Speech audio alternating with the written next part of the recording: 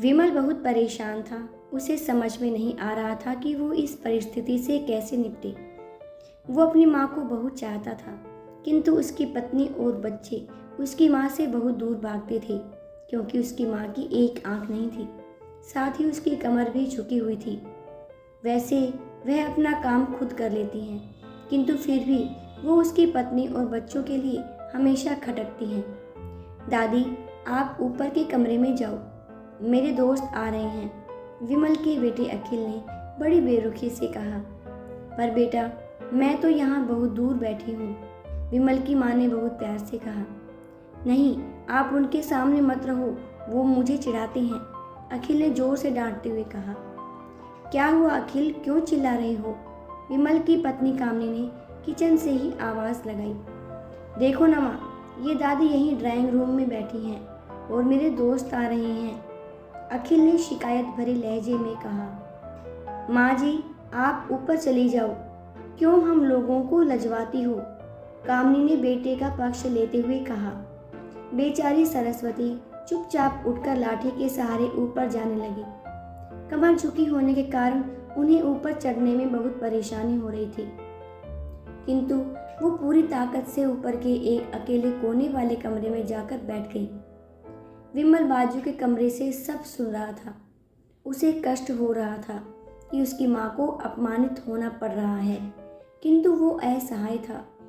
अगर वो कुछ कहता तो पत्नी और बच्चे उसका विरोध करने लगते हैं। दूसरे उनके तर्क भी सही लगते हैं, क्योंकि वो एक प्रशासनिक अधिकारी था। उसका सामाजिक स्तर बहुत ऊंचा था। उसकी ससुराल भी एक उच्च घराने में थी, अतः वह चुपचाप इस तरह हर दिन अपनी माँ को अपमानित होते देखता रहता था। रात को विमल की पत्नी ने कहा, देखो जी, अब कुछ करो।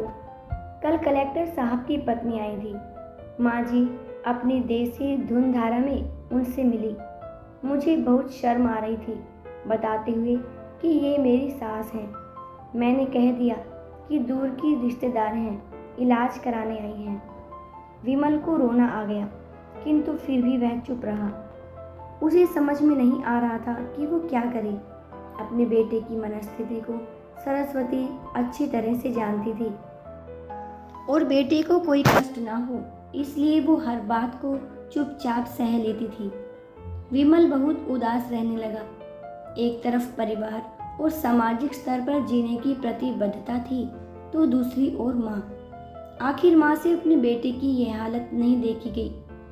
एक दिन उसने अपने बेटे से कहा, विमल, बहुत दिन हो गए हैं, मैं अपने गांव जाना चाहती हूँ, मुझे वहाँ पहुँचा दो, मेरा यहाँ मन नहीं लग रहा। किंतु माँ, वहाँ तो कोई नहीं है, तुम्हारी देखभाल कौन करेगा? विमल ने आश्चर्य से पूछा। अरे, सब गांव वाले तो हैं, और वो तुम्हारे मामा जी भी तो उसी गांव में रहते हैं, और फिर हम सारी व्यवस्था कराएंगे ना। कामनी को तो जैसे मन की मुराद मिल गई हो। हाँ बेटा, बहुत सही कह रही है, सरस्वती ने लंबी सांस लेते हुए कहा। विमल जानता था कि गांव में माँ की देखभाल करने वाला कोई नहीं है, लेकिन अपनी पत्नी की जिद के कारण वह अपनी माँ को गांव छोड़ने पर विवश हो गया। माँ को गांव छोड़कर आते वक्त उसे रोना आ रहा था तथा अपनी बेबसी पर गुस्सा भी आ रहा था, किंतु परिवार, पत्नी और समाज ने उसके इन मनोभावों को दबा दिया और वो सुकून सा महसूस करने लगा।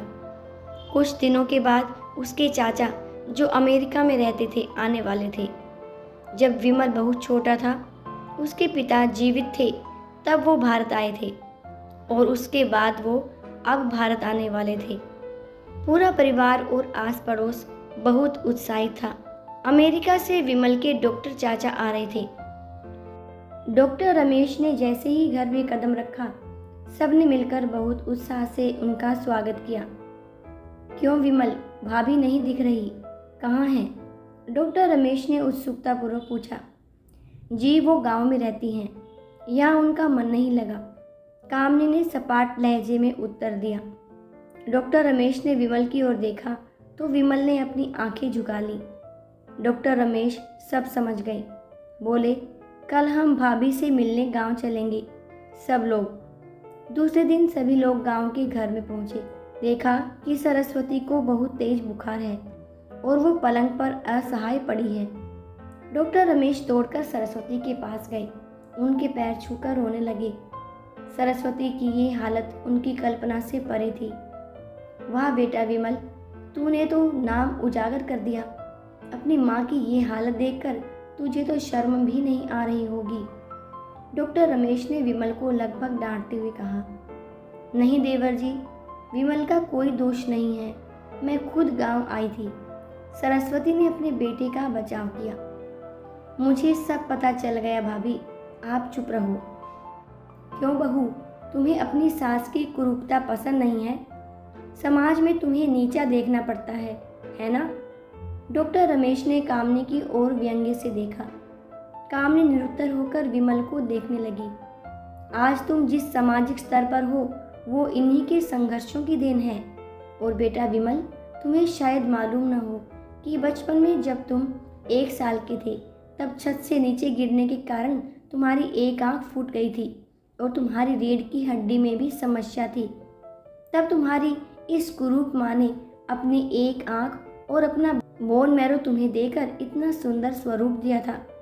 कामनी बेटा, इतने सालों तक संघर्ष करके बेटे को प्रशासनिक अधिकारी बनाने वाली इस संघर्षशील औरत की तुम लोगों ने यह दशा कर दी।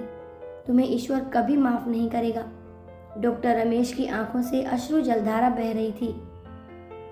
अब भाभी, आप मेरे साथ अमेरिका जाएंगी। यहाँ इन स्वार्थी लोगों के बीच नहीं रहेंगी। डॉक्टर रमेश ने सरस्वती से कहा। विमल को तो काटो तो खून नहीं था। डॉक्टर रमेश जो उसके चाचा थे, उन्होंने जो राज बताया उसके बाद तो विमल को यही लग रहा था कि उससे ज़्यादा पापी इंसान इस दुनिया में कोई और है ही नहीं। वह दौड़ता गया और माँ के कदमों से लिपट गया। माँ, मेरा अपराध अक्षम्य है। मैं जानबूझकर चुप्पी साधे रहा, आपका अपमान करवाता रहा। अब सिर्फ आप ही उस घर में मेरे साथ रहेंगी और कोई नहीं। विमल ने आग्नेय दृष्टि से अपनी पत्नी और बच्चों को देखा। कामनी को भी बहुत पश्चाताप हो रहा था, किंतु इसकी हिम्मत नहीं हो रही थी कि वो सरस्वती से आंख मिलाए। सरस्वती ने कामनी की मनस्थिति को समझकर उसको पुचकारते हुए अपने पास बुलाया और विमल को डांटते हुए कहा, खबरदार, जो मेरी बहू को मुझसे अलग करने की कोशिश की तो तुझे ही घर से बाहर निकाल दूंगी। कामनी और बच्चों ने सरस्वती के पैर पड़ते हुए अपने व्यवहार पर माफ़ी मांगी और माँ के हृदय ने सबको माफ़ कर दिया।